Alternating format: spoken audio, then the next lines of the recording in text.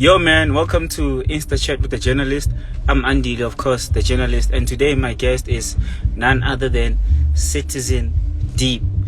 Very talented producer slash DJ from the south of Joburg, Soweto. And you know, he has been contributing so much to the culture, you know, like Citizen Deep has like been dropping like projects for like a very long time, you know. Excuse me, like Citizen Deep has dropped like so many songs, deep songs, and the thing about him is that like he's versatile but he's Afro. You know, I don't know if you get what I mean. Like Citizen Deep is like versatile but he's Afro. So he'll drop like very deep Afro songs, very deep, like, you know, soulful tunes, Afro tag as well. So he's working on a new album. He's dropping a new album soon called Arcade, and he just dropped a brand new single with a guy called Sir Trill. Sir Trill is the guy that is on a very popular song right now that belongs to Dem Tuda called John Wick.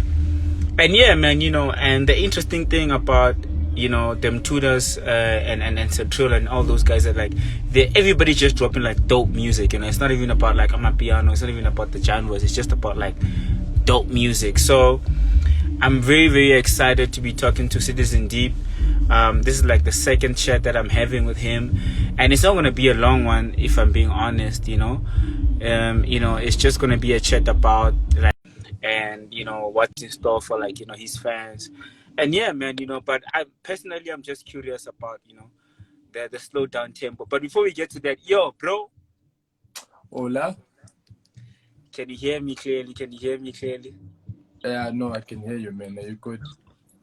I'm great. You know, like, actually, at this moment, I'm in the south. I don't know, like, obviously you can't see, but I'm in the south. And I know that's your hood. So, you know, I had to be on location for this one. Hey, yeah, no. Otherwise. Good, man. You know, the last time I saw you was at Deep in the City, and you were having such a good time.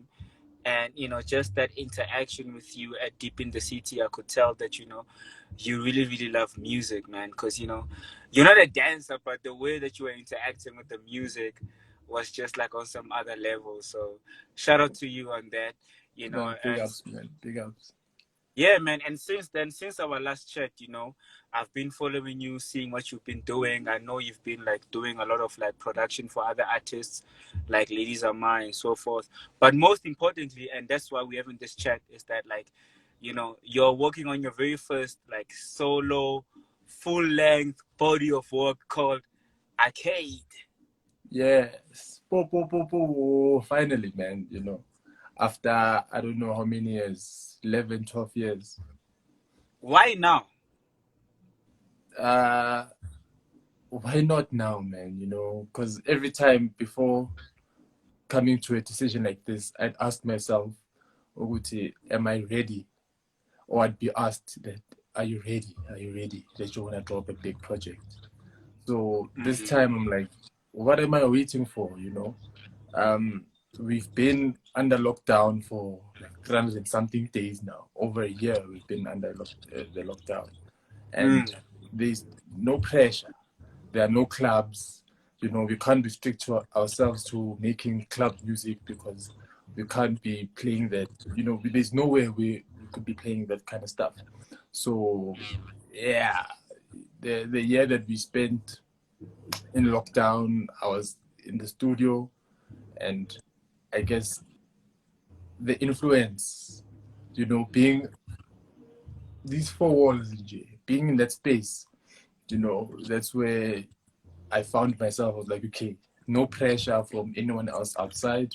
I think it's time to work on something, you know, that express myself actually through music perfectly. You know, without the pressure of doing something that everyone else is doing, or, you know, making that one sound that I'm strong at. I was like exploring, and I was like, you know what, this works, man. You know, the project can come together. You know, and it's crazy because my follow-up question was gonna say to you, like, you know, hearing your song with Sir Trill, like, it's not a sound that I would expect from you. And obviously, you just touched on it now that, it's just about, being free, being creative, not doing what's expected or what's popping. So my question is like, yo, man, now, just obviously I haven't heard the whole project because, you just have one single out right now.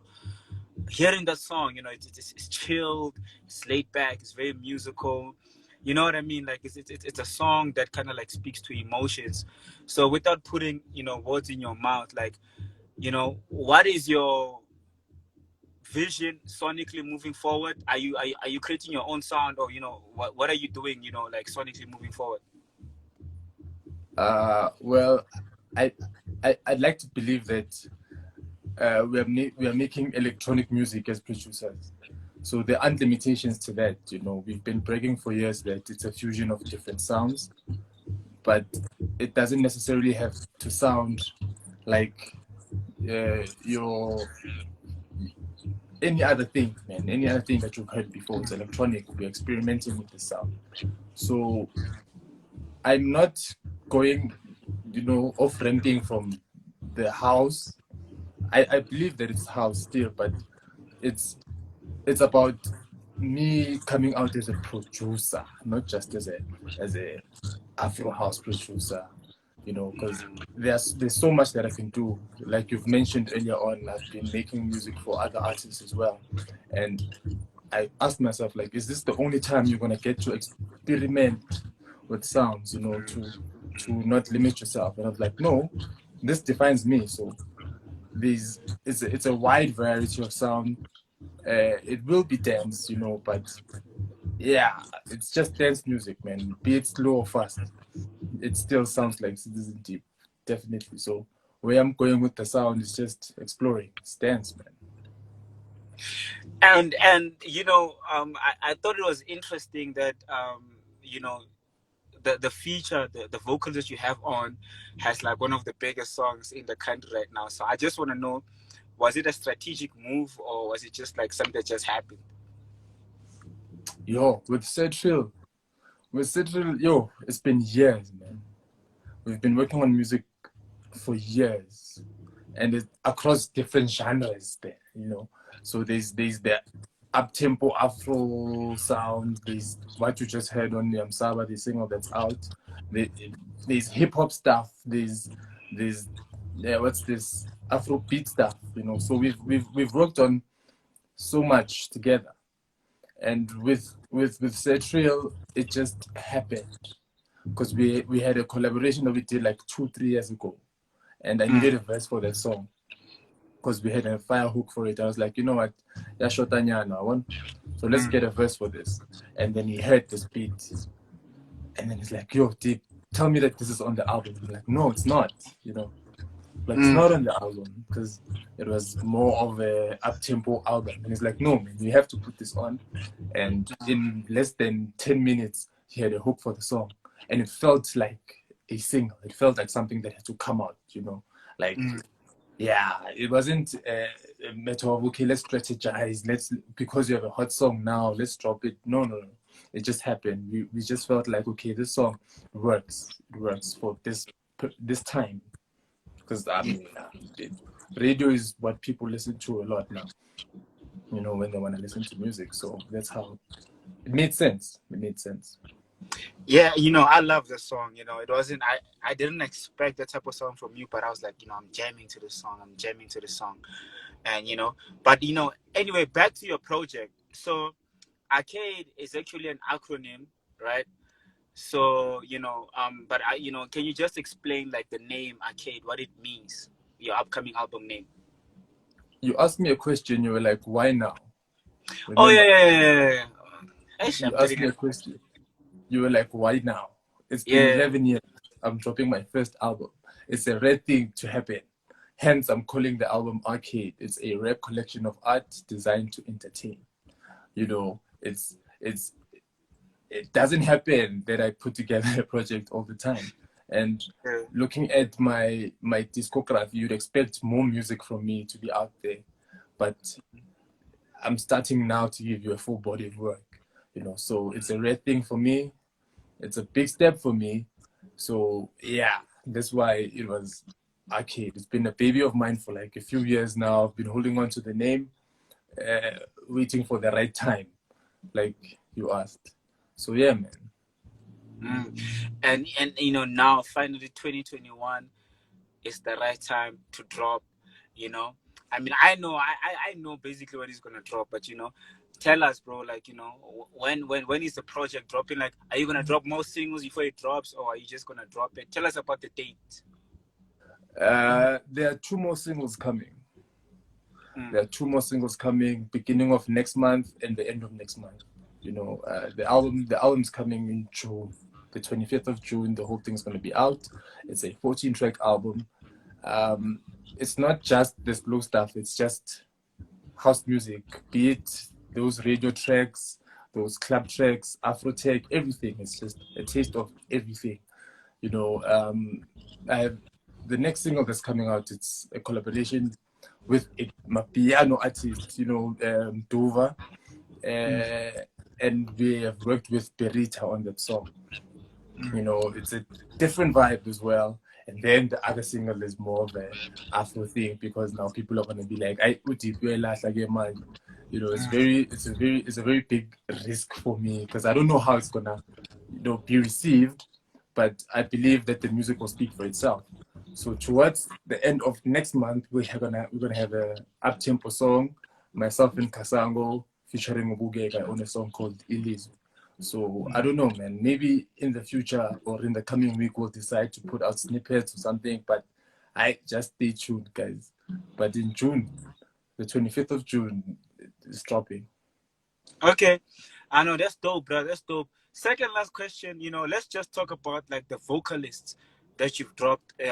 That you've collaborated with on the project, because I know you've worked with some of like, like the most loved, Afrotech type of vocalists. So can you just tell me about the features? I know you mentioned some now. What are other features on the album?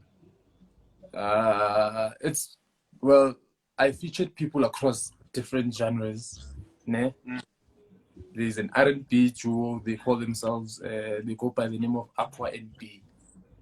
Found them on Instagram, explore, and I heard Magic and I had to shout out. Oh wow! There's Untlonipo. He's the guy who played the keys on the song that I did with Azola on my previous release a year ago. He sings and plays the piano, which is kind of dope, super dope, super dope. There's who's this? Lizwi, who's very popular in the Afro streets. There's Bugega, there's Berita, there's this young lady called Prissy that won a competition on radio and was connected with her, who's worked with me. There's Thiwe as well. Yeah, Thiwe is on the album. Name dropping is kind of a challenge because you'll leave people out, but yeah, it's a very broad spectrum of vocalists who have different flavors, different styles, so it was mostly experimental.